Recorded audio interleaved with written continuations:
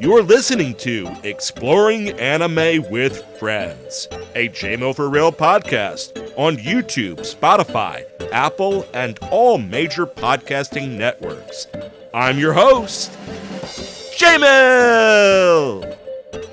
And today's friend is my wife and co-host. How's it going today, Sarah? Hi, everyone. It's going great today. Excellent, excellent. Are you all excited for today's episode of Exploring Anime with Friends? I'm very excited for this one. Excellent. Today we will be exploring the world of Witch Watch, an urban fantasy rom-com released in April of 2025. First, we will meet our rom-com couple. I mean, are they really even a couple? Who knows? Someday. We will meet Nico the Witch and Moe, her ogre familiar. After that, we will meet some of the other great casts that just round out the hilarity and the absurdness of this whole anime.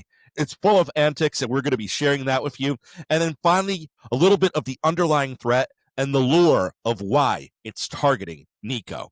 And remember, if you like what you're hearing today, check us out on social media. Like, subscribe, and follow. Push that button right there. That subscribe button right there. I have no clue if I'm pointing at the right Yeah, thing. I have no clue if I'm pointing at the right one either. Just to You be see completely it. honest. Yes, you see it, hit it. All right. Nico, Moe, are we talking about the main character first or the catalyst that holds everything together first? You know what? Let's start with the catalyst. Let's start with the catalyst. Tell us about Moe. Moe. He's a good dude. He's straight-laced. He gets stuff done. He's got a lot of random knowledge. Oh my goodness. About random things. But you don't know it until suddenly he's like geeking out over whatever that thing is. But he's not geeking out in like a fanboy sort of way. No. It's just very matter of fact. And it's like, yes, no, in order to do comedy correct, you need to have these three elements that are done perfectly. And suddenly he just does it. Like in like that voice where it's kind of like, wait, you're funny? Like yeah, no, you're not the funny guy in this. But he is. Oh my gosh. It's just he doesn't choose to be. It's the straight guy that's the funny guy. He just knows everything. And what he doesn't know, he learns, right? Yeah. Oh, geez. Like, he just dives into things. Like the tea party, like the formal tea. Yeah. He totally just dove into that, tried to figure out how it was actually supposed to be. How many people do that with their free time? Yeah, I don't know. I might know one or two.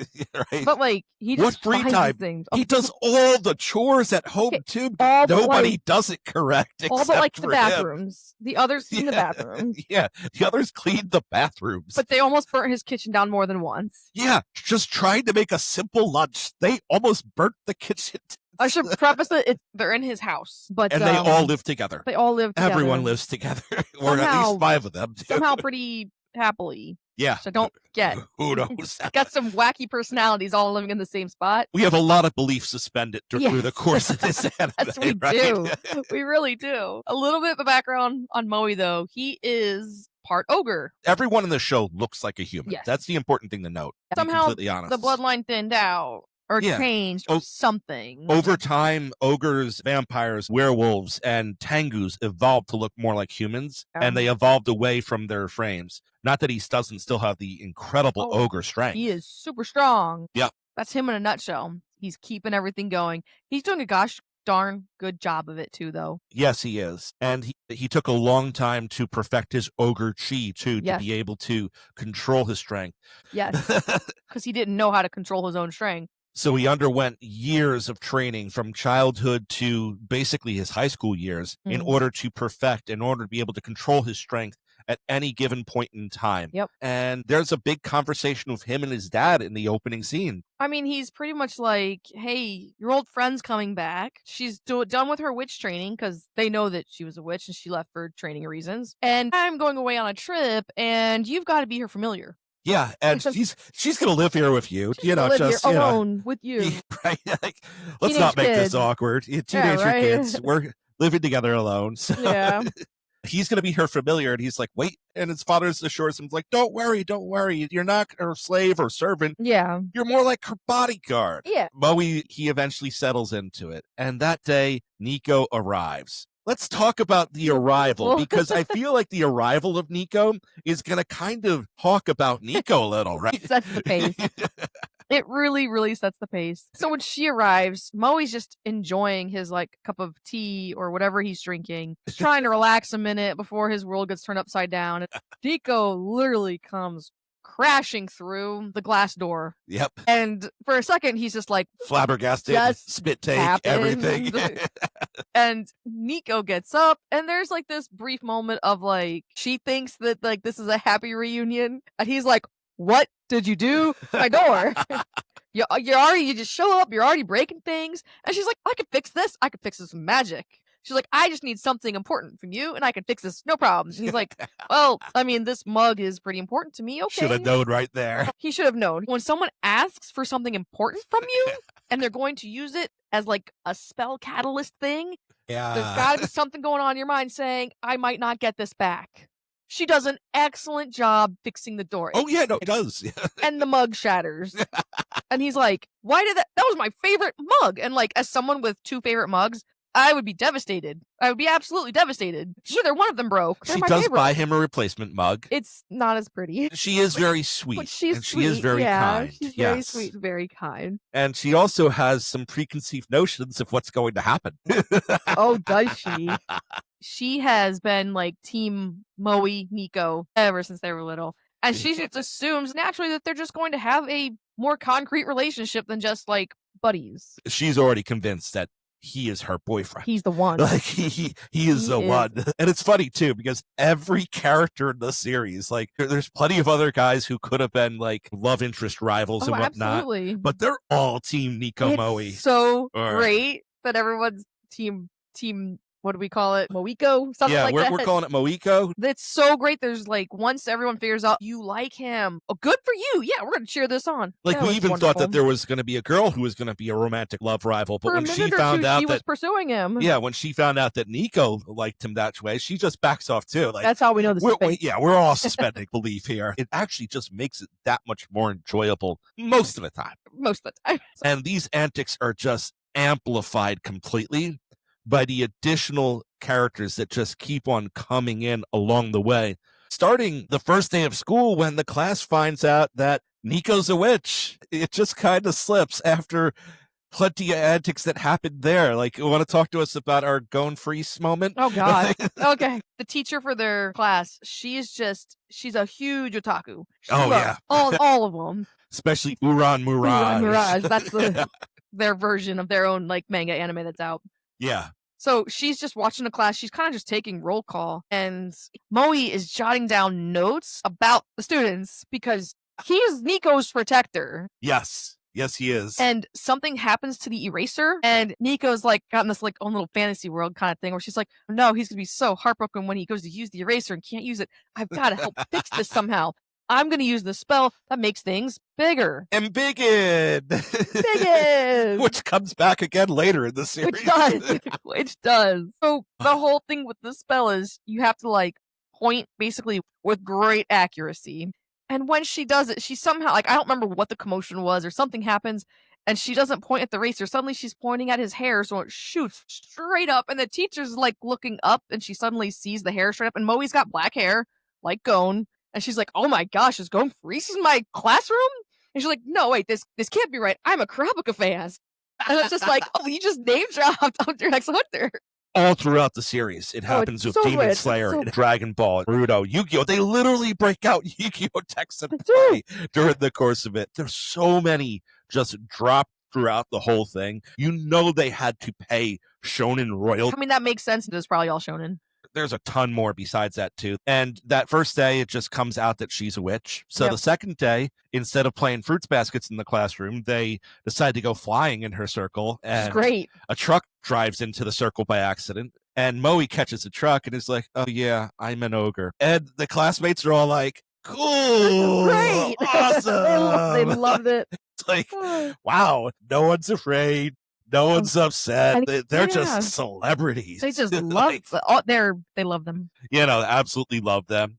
The first real addition to the team and the third person to join the house is Khan. Talk to us a little bit about Kanchi. I love Khan. He's probably my second favorite as far as like the entourage goes. But his voice, it's the perfect voice for that type of character. And if you watch it, you'll get it. He's like, my man, and like, let's do this thing and stuff like that. And at the same time, maybe a hint of whininess that just works so perfectly with how he is. He's a Tengu. And we find out very quickly that for whatever reason, Tengus and Ogres do not get along. And like, it's because the Ogres are indifferent towards them, and the Tengus are like, very, we want to be recognized. Yeah. That's the problem. that's the problem. That's exactly it. Yeah, but you know what? It doesn't take too long doesn't to take get them long, on the no. same side. Absolutely. Because by the end of the first part of the season, Khan is getting himself beat up Ooh, to gain intel so that Moe can clean up the mess. there we go. They're 100% on each other's team, and that Mhm. is Team Nico. Yes, He has the best lines throughout the course of the he thing. really does. I swear, like 2/3 of his lines are said off panel, and it's just like a wise remark that he's making under his breath about the scene that's going on around them. Yeah. There are so many times where he's so close to breaking the fourth wall.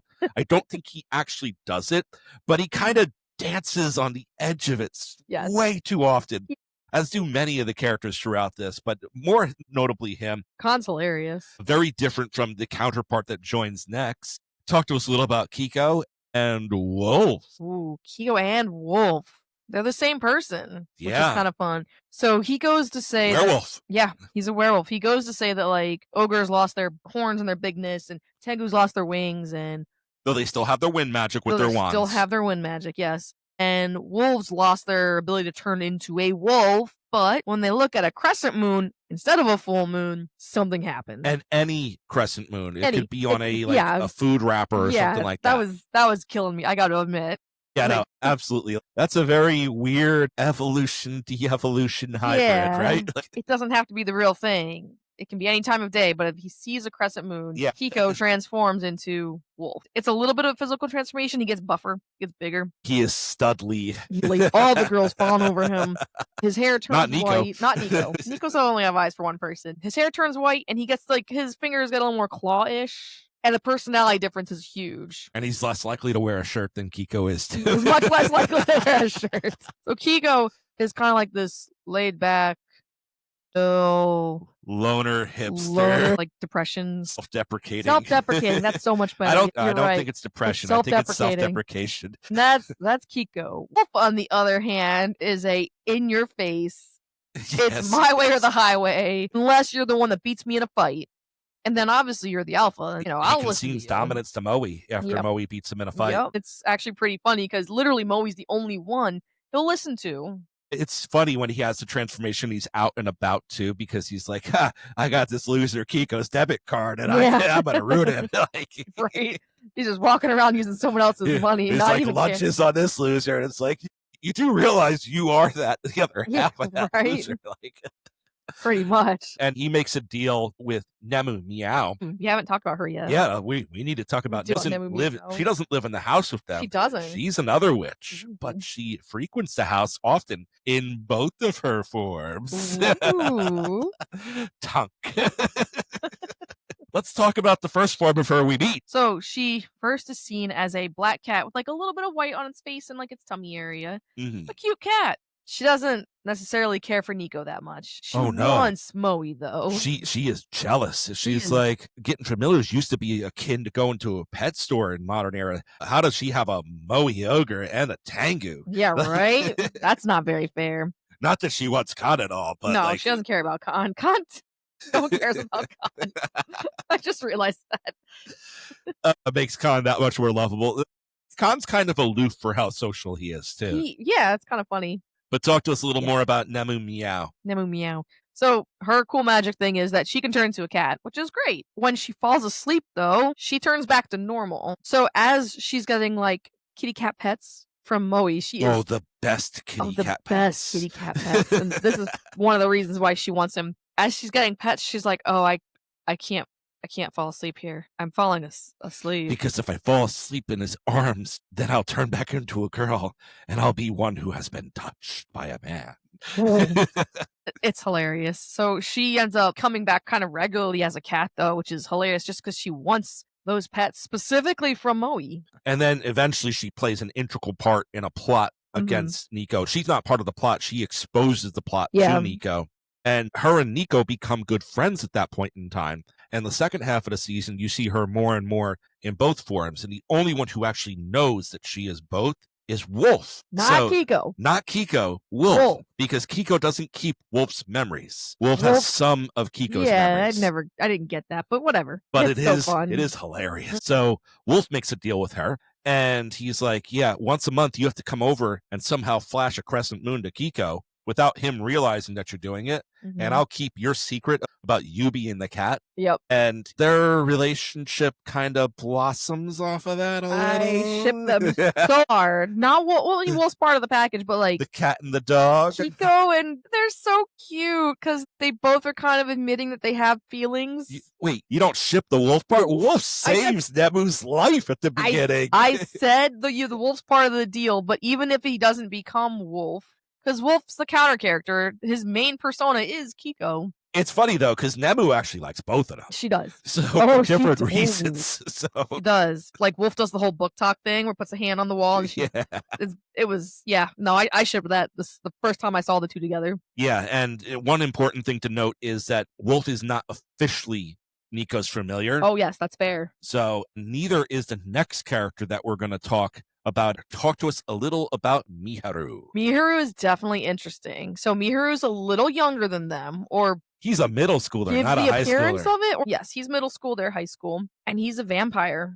Yes, he is. But like every other thing, vampires don't need to suck blood anymore.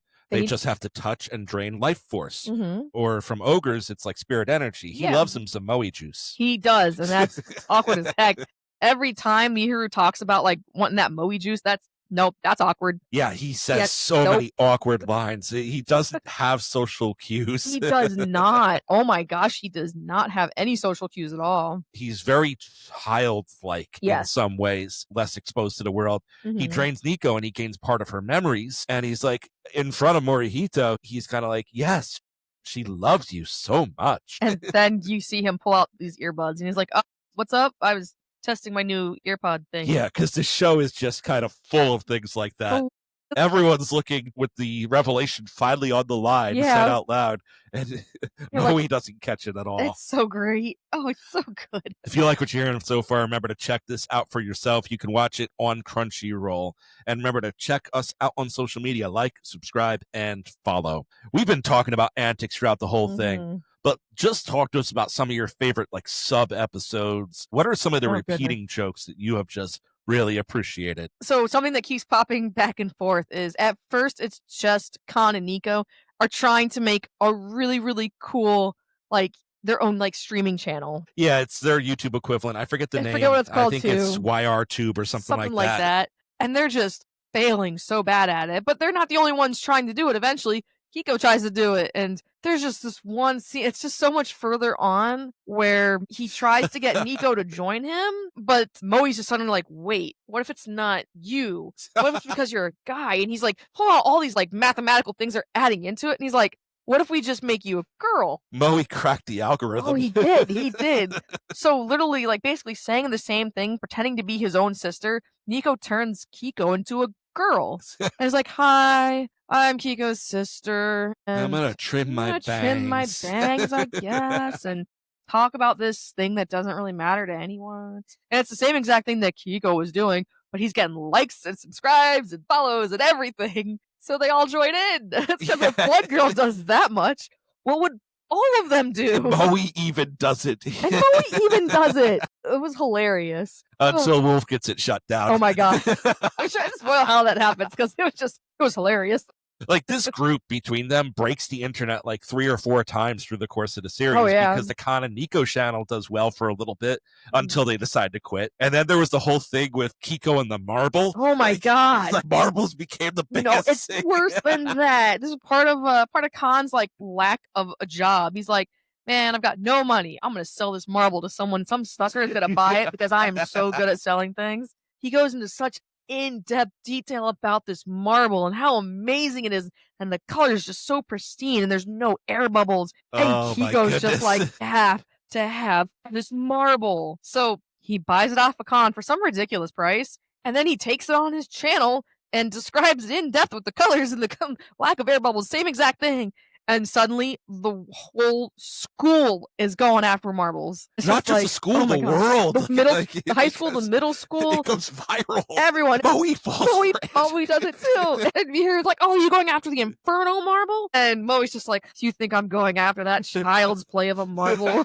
And just goes monologues on and on about how, like, the pristinest marble is, and it was just so funny. Oh yeah, no, and that's one of 2 apologies that have to be made on the YRTube channel afterwards. There's 2 different times where they have to group apologize to the rest of the internet. It's just, oh my goodness, it's so amazing. Like, this show is one trope after another, but they do some pseudo fourth wall breaking where they're making fun of the fact that they're doing it. Yeah. Like, one of the things that I'm going to point out is the tropey McTrope face of episodes. Yes, that's for you, Dan Bobenmeyer. Yeah. But how about that student council? Oh no! Oh my! The student council was terrible. Terrible in such a good way. Oh, they had every trope, and like the student council president is literally collecting tropes with his M. Bison hat on and his hand that would not move from the head. His JoJo pose with the hat and everything. Oh my God. But the student council is just full of tropes, and it gets revisited later in the season too, because there's another character that we didn't talk too much about before, who's the student council of the middle school, who Miharu knows. He was going to meet up with the student council president to actually show him his group of friends, and the student council president of the middle school is just looking, and he's like, oh wait, that must be them, because he's looking at the big guy who's wearing just a vest and no shirt and everything, and he's like, that must be the ogre, the muscle-bound ogre who's got the scars. And then he's looking at the 2 twin small little girls, and one of them, the sunshine one of the gloom one, and it's like, oh, that must be Nico and Nemu. Yes, definitely got to figure out. Like, now the one guy is two-tone here, and he's got bags under his eyes. That's the Tengu, and then it shoots over to the Hisoka psychopath or whatever on the student council, and it just goes through it. You have the kid hacker, you have the person, you have the robot man whose robot is like cardboard. Yeah, he's not a real robot. you have the risque female. You have the evil eyes closed, like, but happy looking. Yeah, happy looking, like Geen from Bleach. Or it's just the tropes are all lined, hilarious, one after another, and the roles they're playing are all the worst roles that each one of them could possibly be assigned to. Absolutely. And the student council president, Tomoe, is kind of like, I need you to join the student council because we don't have that silent cool type, like the silent brooder. We need you, Moe. And finally, when the student council president of middle school gets to actually meet Miharu's real friends, it's like, you guys are a lot more plain than I thought you'd be. They're like, that was rude. Man, it's just one thing after another. Hilarious. Honestly, if you want to check out this week's episode of A Daughter or Daddy, I talk about a different scene in it completely too, and Autumn shares her favorite scenes from Witch Watch as well. I can guess those, I bet. So yeah, we'll throw that out there. Give us a nice little dual listen. Little selfless plug for the one I do with my daughter too. All right.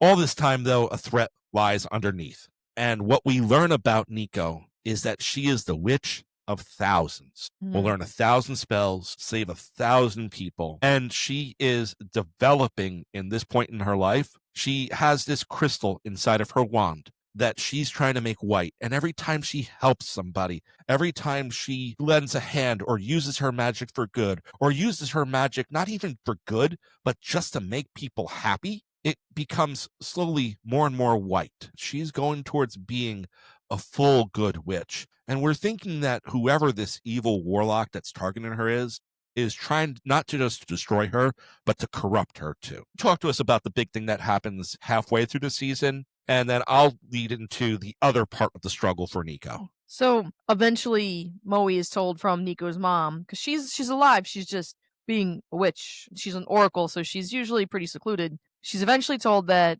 bad stuff's coming for Nico, and that's why we needed an ogre familiar, because you're strong, you're powerful. Moe's by himself is very clever. So she basically tells him that, yeah, no, there's a threat coming to Nico. You've got to be ready for it. And she gives him a couple little clues, and you see a couple goofy episodes where those clues look like they're coming, and it's just not it. But then eventually the warlock appears. And not the warlock, though. A warlock that the warlock hired. Yeah, that's fair. Warlock appears, and it takes Moe and Nico together really to try to bring him down, but in like two separate aspects. That's when we really meet Wolf as Wolf, and that's when that fight happens about halfway through the season. And then it's just Nico and the Warlock going at it. She tries her best to save the Warlock, and she does. The Warlock survives, but like not at the same time. But it's not Nico's fault. Nico didn't like attack. No, there was a trigger in there, because what we learn is there's this person who's going around, pretty sure it's a Warlock, and they're making deals with powerful magical beings who are just finding themselves on bad paths. Yeah. You have that one there who poses the biggest threat. 2 episodes right in the middle of the season. This is where Wolf joins them, and this is where Nico is in some level of danger. She doesn't get captured or anything. She takes out the Warlock while Moe takes out the werewolf. And then later on, you also see someone, a fisherman who's a Warlock who can control water, who's given additional powers. And the one thing both of them have in common, they don't know anything about the person that recruited them. They just know that the person came in, saw them at a low point, and offered them power in exchange for the capture of Nico. One of the times it manifests as a being that took over Nico's clothes and was going to carry her off. Yeah. We know the being doesn't want her dead, does want her captured. And that's where we're going. The underlying threat isn't dominating the story. Mhm. We feel we need to mention it because there is a level of plot that explains why these characters are together. But I don't think that plot is as important as the characters being together and living under one roof. I agree. Don't look at this for the fantasy aspect. Like, the story itself is very generic. It doesn't add much to it other than giving some explanation as to why these antics can happen. And frankly, I'm all for it. I'm just going to take this one first. I'm going to have you talk about it a second. Like, this is funny. Like, there were many times where I'm holding my side and like falling over on the couch, laughing through the course of it. Like, I ain't making this up. I had so much fun watching this. Since we've started this podcast, there hasn't been an anime that we've done yet that's as funny as this. It's just hilarious. If you're having one of those days, the antics just lighten you up. And it really just had me bawling, laughing multiple times. And some of it very clever. So frankly, I'm not going to tell you that this is a good anime. I'm going to tell you it's enjoyable, it's fun, and it had me laughing. So, is it a little cliche? Is it a little tropey? Yes, but it's done that way to be funny. And I really appreciated that. How about you, Sarah? I completely agree, to be honest. Like, it was hilarious. Yeah. It was great. I mean, the moments of seriousness were there subtly, and then like really hard there in a couple episodes, but that's all it needed. That's all it needed, just a couple moments of seriousness, that one serious episode to wrap up everything, what's going on. And I completely agree with you. The humor, you don't watch this for the plot, although the plot's okay. The humor is what you're watching it for. You're watching for how the people interact with each other. So funny. Absolutely hilarious, yeah. So once again, we went over the characters, the rom-com couple or the com-rom couple of Moe and Nico, and then we met some of the other fun characters along the way with Kiko, Khan, and Nemu, and we just dove into their stories and how they interact with the group as a whole. After that, we went into some of the antics, whether it be the Trophy Student Council or their shots at stardom on the YR tube, and finally we went into some of the darker themes that lie beneath all the humor during the course of this, and talk about some of just the funniest moments of the show. We hope you enjoyed exploring the world of Witch Watch as much as we have, and consider watching this anime. Bye! So if you like what you heard today, make sure you listen to us on YouTube, Spotify, Apple, or wherever you stream your podcast. Listen to all of our J-Mill for Real podcasts, and hit us up on social media, like, subscribe, and follow. Once again, this was Exploring Anime with Friends. Let's explore together. And now for a word from our sponsors. Bin Buster. Live from YouTube, it's Tuesday night, the call sign of the Bin Buster YouTube channel. Once you hear this, you know you're about to embark on a journey through pop culture, movies, comics, and more. Buckle up and enjoy the ride every Tuesday night at 9 p.m. EST. Poppin' Cinema with Joe Mama and friends. Showcasing the power of cinema, join Joe Mama as he introduces different friends each week to a movie they have not seen before. popping their cinematic cherry as they talk about the movie they just watched every Tuesday at midnight.